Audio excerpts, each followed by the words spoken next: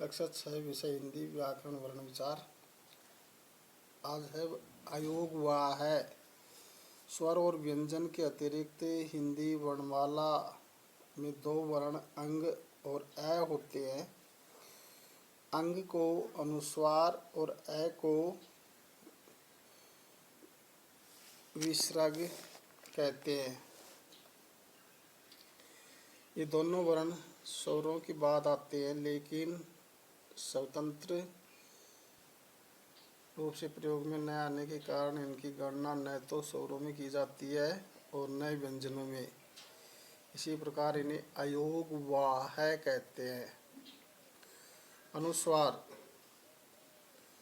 जिन वर्ण के उच्चारण में वायु केवल नाक से बाहर आती है उसे अनुस्वार कहते हैं। उसका प्रयोग में न आने के कारण लिखते समय कुछ शब्द के ऊपर बिंदी के रूप में किया जाता है।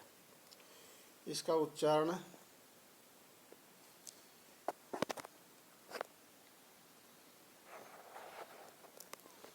पंचम वर्णों के समान होता है, जैसे गंगा, चंचल, डंका आदि। अनुनासिक, जिस वर्ण के उच्चारण में वायु नाक और मुख दोनों से बाहर निकलती है उसे लिखते समय चंद्र बिंदु का प्रयोग किया जाता है। इस चंद्र बिंदु को ही अनुनासिक कहते हैं, जैसे आँख, कांच, गांव, मुंह। विसर्ग, इसका उच्चारण है ध्वनि जैसा होता है। विसर्ग शब्द का प्रयोग शब्द के अंत में दो बिंदियों के रूप में होता है। हिंदी भाषा में विसर्ग का प्रयोग संस्कृत के शब्दों में ही होता है, जैसे प्रातः, तपः, अतः, प्राय आदि।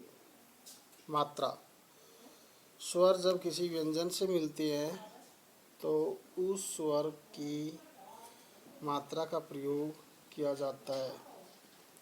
स्वर स्वतंत्र रूप में या मात्रा के रूप में प्रयुक्त होते हैं।